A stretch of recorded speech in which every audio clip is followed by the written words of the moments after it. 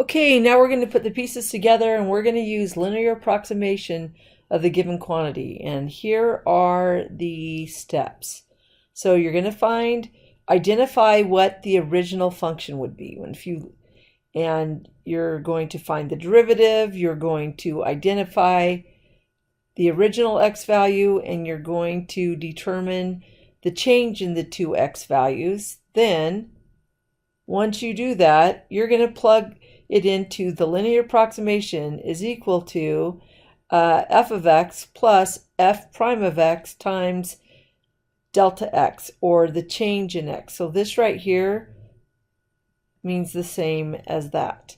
All right, so, well, the f of x, if we do this, well, that's just something cubed. All right, then we have to determine, well, what normally we have is an integer there, and so our x value, our x naught value, is going to be 3.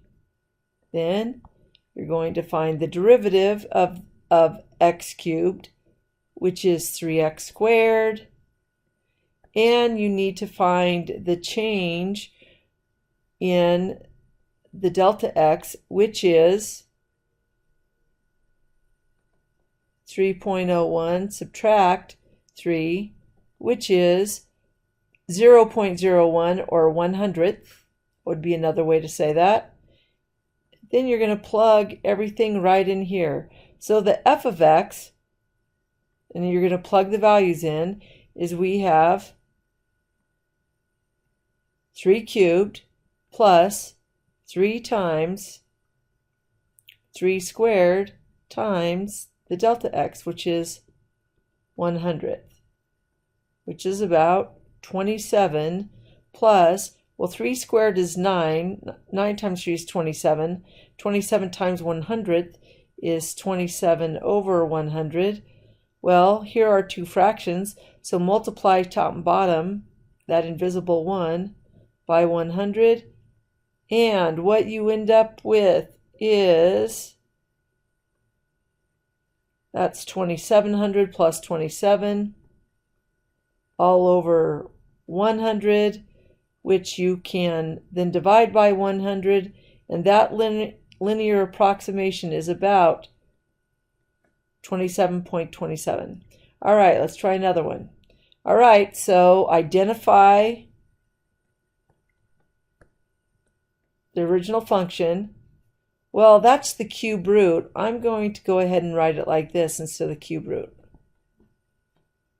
And 8 has a cube root, so x naught I'm going to put as 8.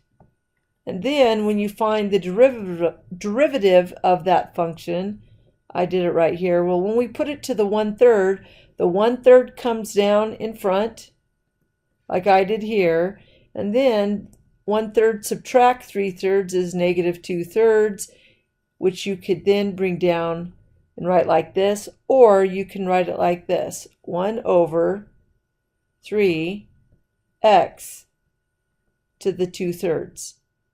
And you need to decide what the change in x's are. So 8.3 subtract, I'll put 8.0. Well, that leaves you with 3/10. And then you're going to plug everything in. So f of x is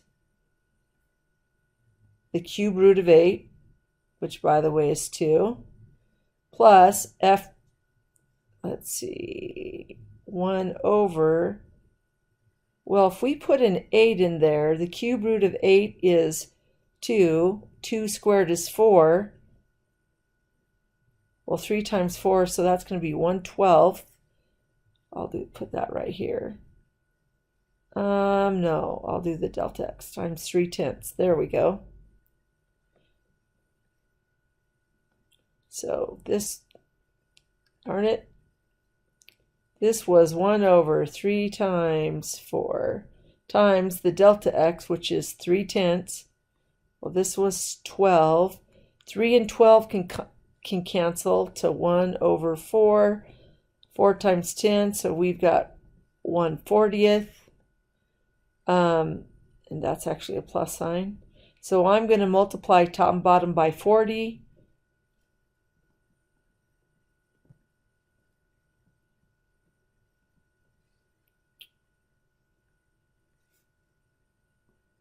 And so what we end up with is 80 over 40 plus 1 over 40, which is about